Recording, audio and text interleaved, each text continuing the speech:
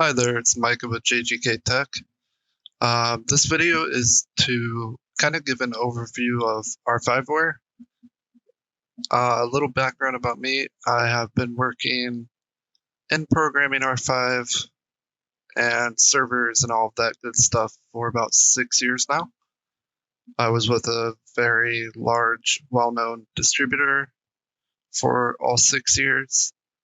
And basically, I'm making these videos because as I was learning R5, I really didn't see any kind of articles or any any videos, really any resources that I could run to for help, for explanations, and I feel like I have a wealth of knowledge after all these years to give out to people who might be new to programming R5 or who might just need some idea of how to get from point A to point B. And I plan on making quite a few videos just sharing some of that knowledge. And the first video in this series will just be a quick overview of R5 as a piece of software, not going into detail about what you can do with it. I plan to do deep dives on basically all of the sections within the software. At a later point, I will be putting out videos trying to do that on a regular basis. So, with this video, I think I'm just going to go from top to bottom. We'll start off with the corridor light pattern. This is where you will create your patterns for the lights above the doors. It's pretty self-explanatory. You want to use a naming convention that makes sense, that kind of flows with the defaults that are included. But we can go into how to make flashes, strobes, all that good stuff in another video, but this is where you would do all of that. Tones. There are quite a few different tones that are used with the system. Usually the 12 that are included as default will work for you. Once in a while you'll run into a site that might want to use like a low to high pitch ding or medium speed ding dong. It's pretty rare, but just know that if you do need to use one of these from the library, you'll have to remove one of the current ones because you can only have 12 active at one time. Priorities. These are the actual calls that are made when a button or a pull cord is pushed or pulled. They include always a tone type or corridor light pattern. For low priority calls like canceled, blank, etc., a lot of times these are non-patient calls and they won't have a tone and often not even a light. A lot of these are used for buttons on a staff terminal and things like that, so they're not very important calls as far as needing to get somebody's attention. The priority list is from low number to high number. The higher you get, the more serious or serious the call would be. So code blue is, always near the top or the top. Code white, RRT, things of that nature will always be high. Rapid response team. Um, yeah, and you can have basically any pattern you want, you can create. You can throw it in here for any call. You'll get the tone types from that list I showed you before with the 12 tones, and that's it pretty much. We can go into detail about how you can have multiples of the same call and all that fun stuff at a later time. Status is a relatively new thing to R5. It's basically a non-patient call, but they broke it up into status because of some new stuff that has come along in the past couple of years. So this is where you would make your statuses. staff and service levels. This is where you have particular staff levels, PCT, LPN, RN, stat. You might have a doctor in here, pretty much any type of nurse, any type of doctor, you can create that in here. Staff registration is controlled here. What light will show up for that? What service request light will show up would be here. The call cancel range for staff registration. If a nurse has a badge on and you want to say have 1100 through 1500 in here, if a nurse comes into the room, it'll cancel that call in that range if that call is within that range. Some of this stuff is not really used, but a lot of it is. So we can go into that deeper in a later video as well. Call escalations. This is basically your workflow for each call. So you have different call stops down here, and then you have a timeout. You can change the time. You can change whether the call will go to a phone. Right here is the checkbox for that. You can change whether the call is urgent. And the urgency means that whether a nurse is on duty for the room or not, they will get the call if it's urgent. So most of the time, the only calls that are urgent would be code blue, code white, sometimes staff assist, depending on the site. A lot of them do not like to have that urgent, but some do. And basically, you can do all kinds of stuff in the escalation chains. You can have like a timer type of setup in here. I don't think we have one. No, we don't have one in this configuration, but you can do a lot of stuff. You can have overtime calls, all kinds of stuff. So I think that this page is probably complicated enough to have a video in and of itself later, and I'll probably put that out. Areas. Areas are pretty self-explanatory. This page isn't too complicated. You have med surg here, you have surgery, imaging. You want to give it a good description, especially if you have a large configuration that might have multiple sites in that configuration. You want to make sure that you put the site name and the area name so you don't get confused. Staff emergency escalation chain. Usually you leave that at attention. Sometimes they want something different. It all depends, like anything else. Priority level at or above which cancel policy applies. Typically, you want that low end to be any patient call. So usually 1050. Anything below that is going to be one of those non-patient calls we talked about earlier.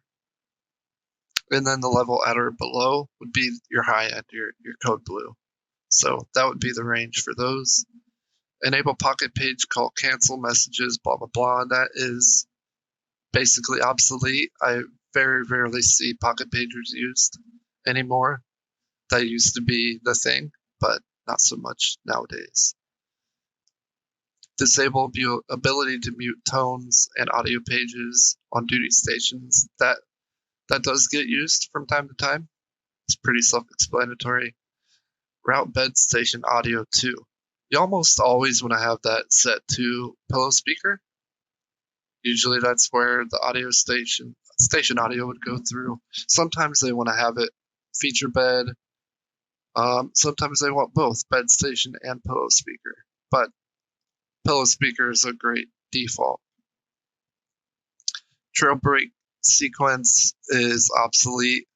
I'm sure that some sites still have that active, but I've never done a trail break sequence in my 6 years. It's not really used all that much anymore, and I can talk about that later. Backlight, just leave it half bright. I really have never run into a situation where you would change that. Rooms. Rooms is very complicated. I will quickly kind of go over it here, but it's going to require another video, at least one more. to really dive into what you can do here.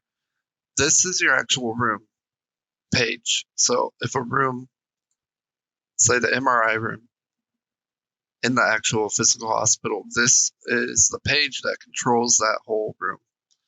The corridor light, the bed, the audio stations, and the not audio stations are all here. Depending on what device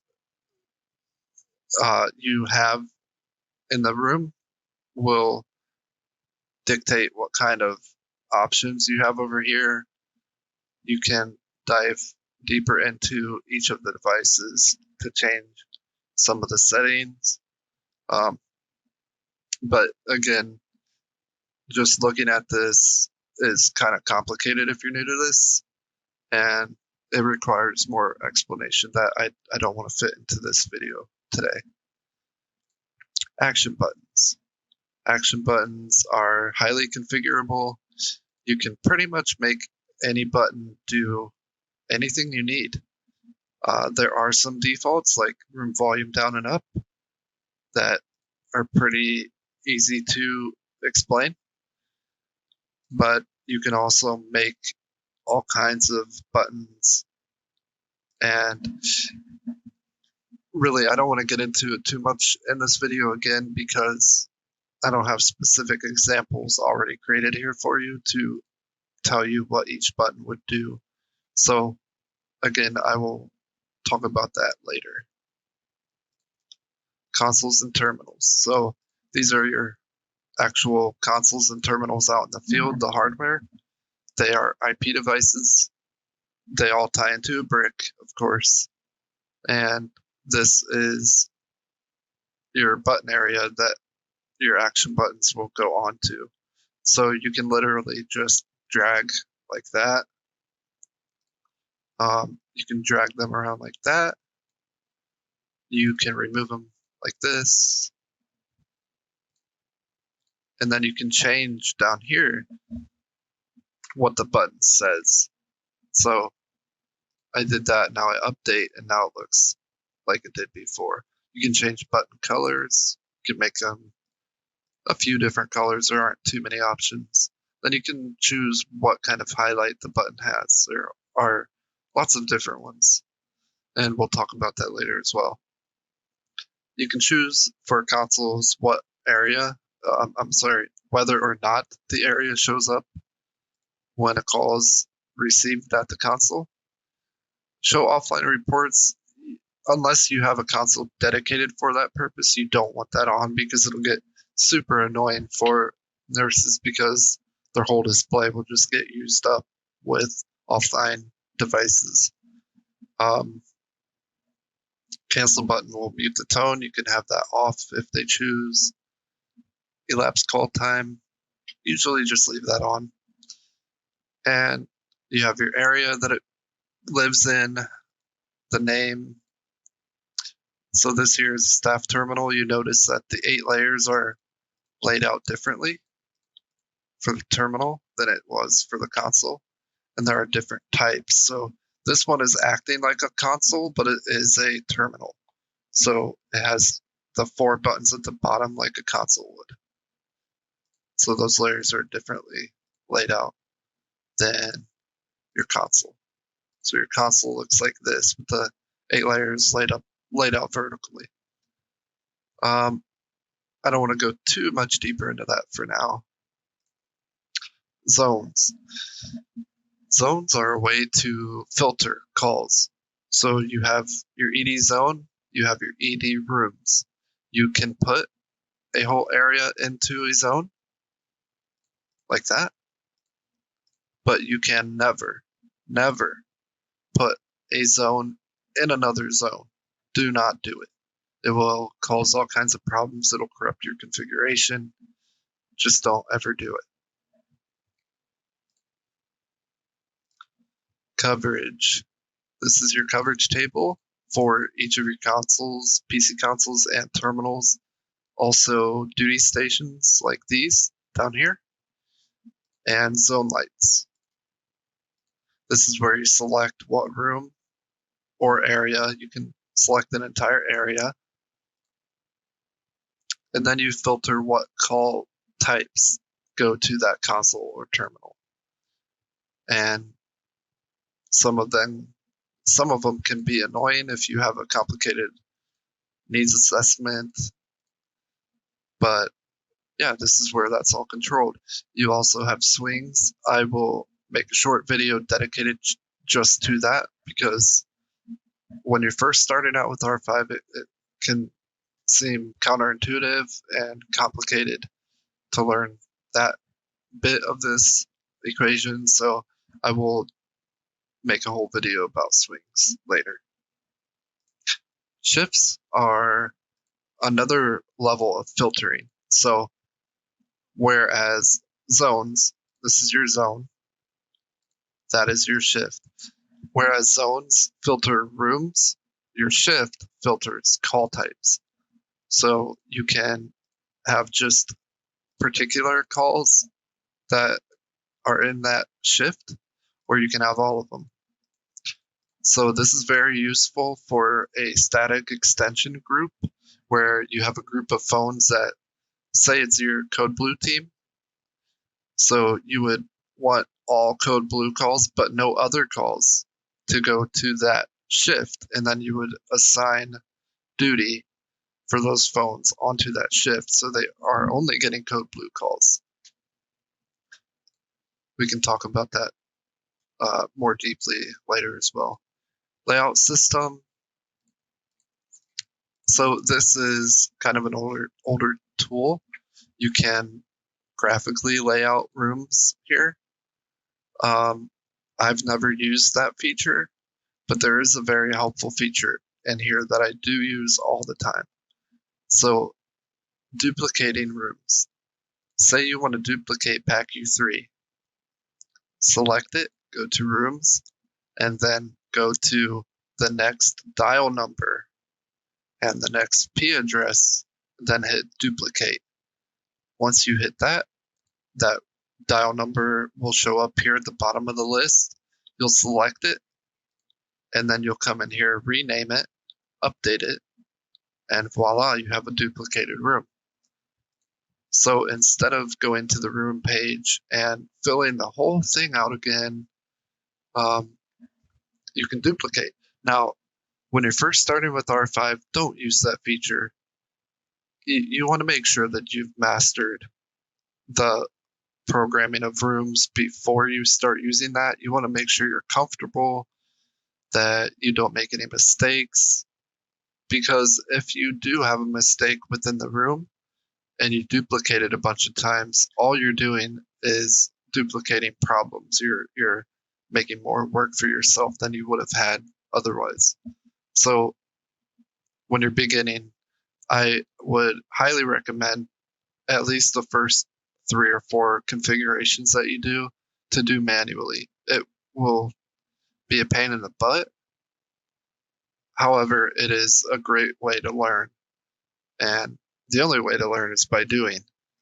So I would recommend being comfortable with programming before using the duplicate feature. Head-end devices. This is where your bricks live. Branch regional controller. That is the brain, the computer, the hardware of the system. So it is an IP device. It has a IP and a gateway and a MAC, always. The MAC will always start 00905E, always. And then the last 3 number letter combos will be, different. This is where all the rooms live. All your P addresses are here. You can sort by number. You can sort by alphabetical name. And you can sort by area. It's pretty handy. Your consoles and terminals are down here at the bottom. They are also IP devices, so they're not part of the room list. You have a NAM. That is to tie R4 to R5. That's a whole nother video. But as you can see here, bricks, NAMs, and RNCs will all live in this page here. System options. This is pretty complicated to go over in an intro video, but there is one section here for server that I want to mention. You want to make sure that if you have a full setup with servers and all of that, that you put the RGS IP in here correctly. That way, your configuration is talking to both the bricks and your server, and everything will be smooth. It's going to throw an error for me. Okay. We'll move to that trail segment stuff I was talking about earlier is in here. Again, it's not really used anymore. I'm sure you might run into configuration with it in here, but think of it as Hansel and Gretel, a way to kind of lead a nurse to a particular room by looking at the lights above. We can do that same thing with zone lights in a more reliable fashion now. I've never used this, and it was very handy for its use, and I'm sure some people might still use it, but I don't. So I don't have any knowledge on it to give you. Completeness checker will run through your config. It'll tell you whether you have any errors. We do, of course, in here because I just whipped this out. It's not a used config. So error blah blah blah contains illegal characters. So that slash is a illegal character. Right here, you need a matching zone for your PC console always. So you need a zone for each of those, and I don't have them in here. So that'll prevent you from downloading the config if you have errors. So you always want to make sure. Warnings are okay. Errors are not okay. Compile config. Excuse me. Compiling the config will do exactly that. Compile it for you. Reports. This is how reports used to be ran, but now reports are a whole beast within itself in a server. So you have a report server that uses SQL databases to produce them in R5 apps now. So we won't be using reports. Nobody really uses them within the config anymore. I don't think fast firmware load will let me come into it on this particular config because of the errors. But this is where you would update the firmware. If you're upgrading, you need to upgrade the firmware on all the hardware. You would do that within that section. Online interactions, I don't have an actual brick tied to it, but this is where you would download. See here again, it'll show you all of your errors and warnings as well here. Yeah, I don't have anything in here, but I can go over the options. So here's where you have some logs. You can set system time, you can compile, you can check your software version here. You got another download log. This is where you download. This is where you would download your configuration to the bricks and the server right here. Then, of course, your home page. Commands, you can do all kinds of stuff in here, like activate your DHCP server if you're allocating a brick with a new IP. You can erase those bricks. You can erase consoles. Yeah, you can do a lot of stuff in here. All right, so that wraps up my first little intro video. Again, I will be releasing more videos with deeper dives into each of these areas and maybe some common troubleshooting issues. I will also be talking about servers as well and some of that stuff that we deal with every day. So stay tuned to JGK Tech, and you have a great day.